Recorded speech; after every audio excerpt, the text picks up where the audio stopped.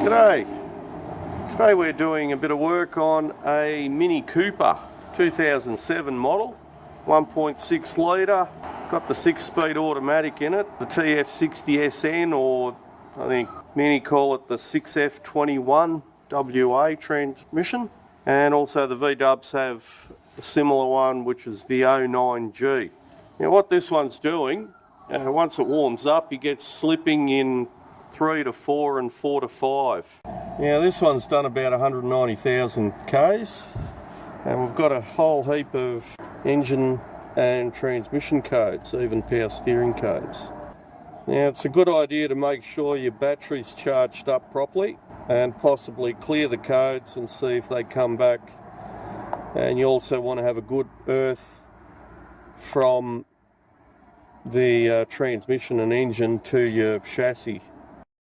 So we've just been right through, and basically we getting information that we already know, 4th gear and 5th gear slipping. So we've just got the battery charger on there, and you can see it's drawing quite a few amps. That could be part of the reason it's showing those codes as well.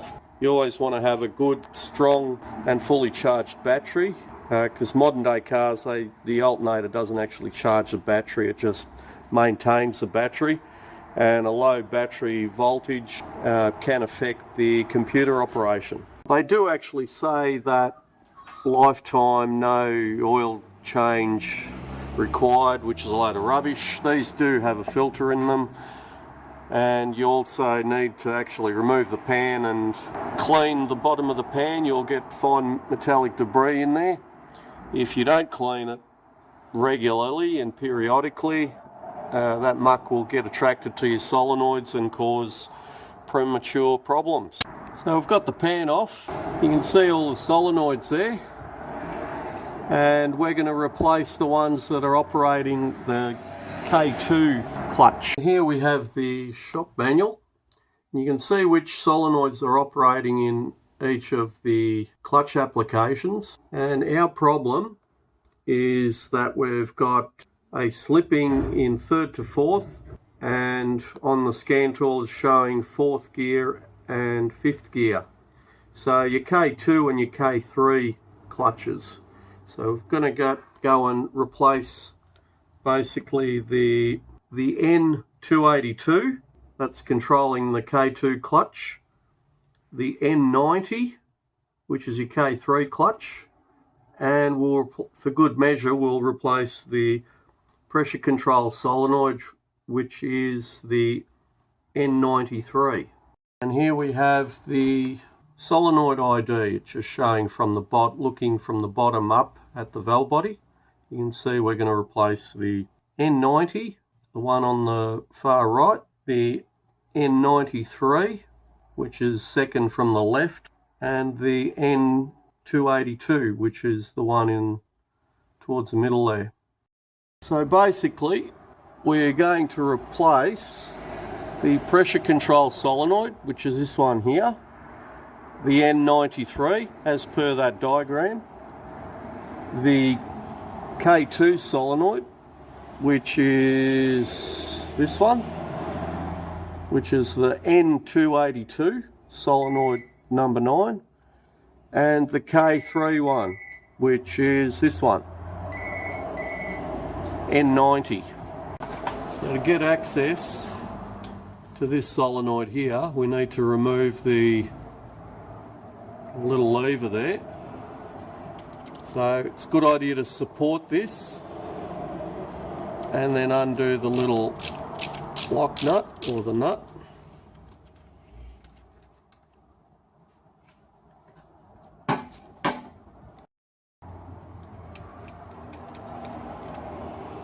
There we go.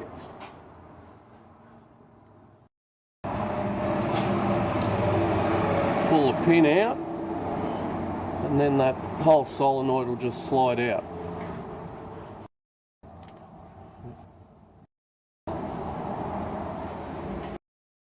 So this one won't come out, so you've got to actually lower the valve body enough to slide this solenoid out.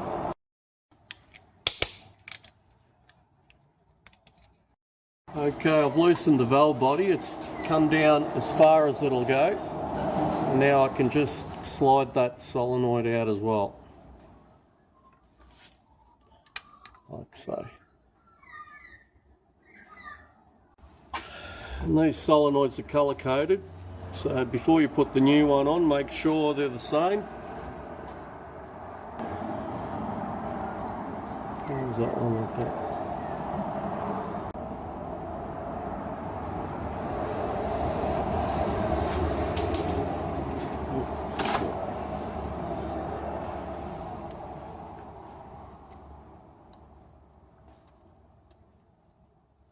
There we go. That's going to hold that pin in because there's a little bit of detent off the spring. Make sure you put the plug in as you go.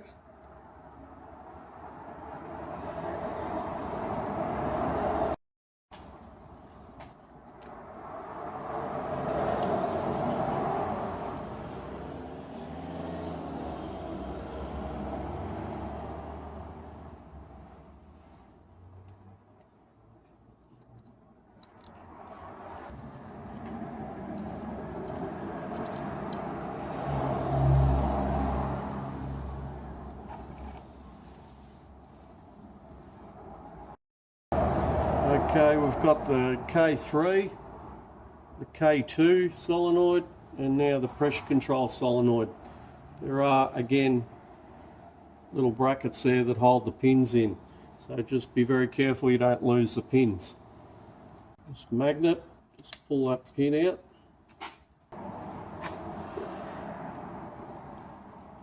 And the solenoid just slides out.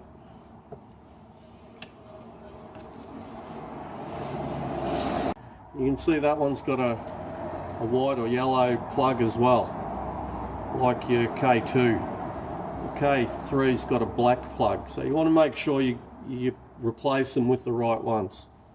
And that one's actually like a grey plug.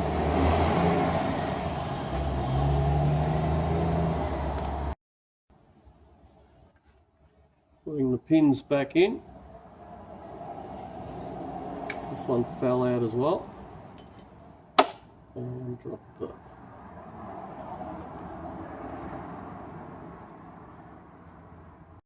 It's tricky to get this bracket in, especially upside down, without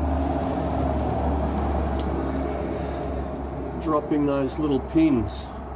Now when you've got all the solenoids in, because there's all these little tricky pins to fall out, you just want to give all the solenoids a bit of a wriggle. Just make sure that they are properly locked in. That just means all the pins are in place. And double check that all the plugs are back in. You're going to feel like a goose if you put it all back together and you haven't pushed one of the plugs in. Alright, valve body's back on. Just make sure you double check and triple check that you've tightened up all the bolts. Put all the plugs in.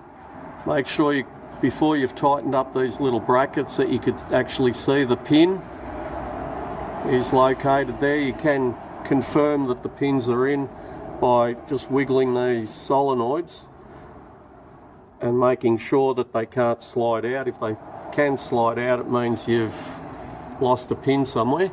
This plug here, I broke the plastic on it, but you've got to make sure that the terminals aren't touching. Sometimes, or quite often, the plastic will become very brittle when you're getting it off. Just need to take care there. And now I'm going to put the selector back on. Make sure you put the little lock tabs on the nut. You tighten the valve body up to 10 Newton metre. I'll just mention again, when you're putting the linkage on, make sure you support this linkage when you're tightening it up, or you will break something or bend it out of shape, and then it'll create new problems. We've got the filter back on. We've locked the little nut there because they do work loose over a period of time. And we've got the pan. You can see where the little tube is. That's what measures the oil level height. You've got to have it at the right temperature and the oil just coming out over that tube. The magnets, good idea to have them cleaned. put them up on those little ridges there just so they can work top and bottom.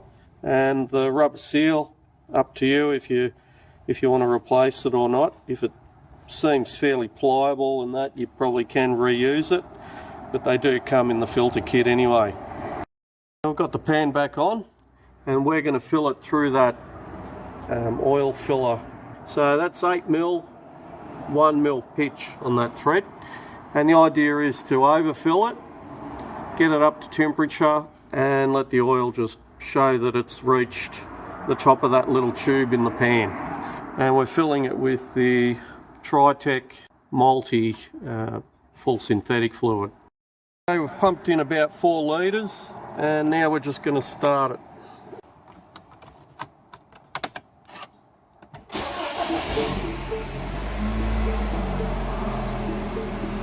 We're in park. I've gone through the gears a couple of times and now we're just going to go down and check the oil level. We're just going to check, make sure it's dribbling out, but you've got to also be aware that this hose will be full of fluid as well. So you've got to let it drain out until you see it trickling out constantly.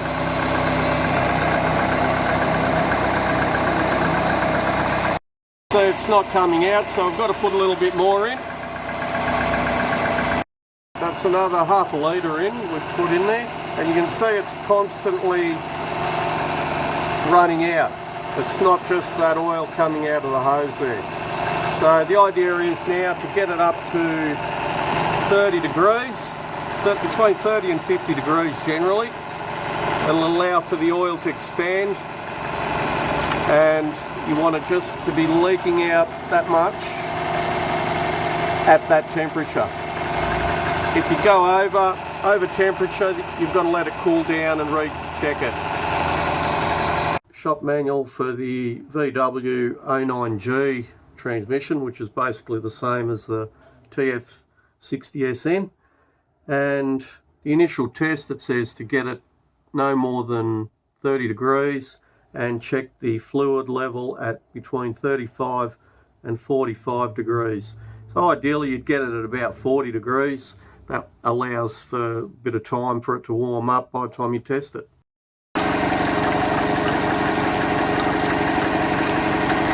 Now that we've got the fluid level right cold, we're still going to check it when it warms up.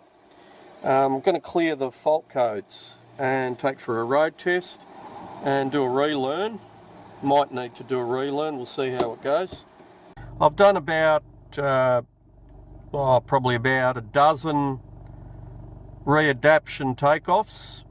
Get it into top gear or 6th gear, slow down to a stop, making sure that you slowly, takes you about at least 20 seconds, 20-30 seconds to come to a stop. Take off at about 20 to 30% throttle.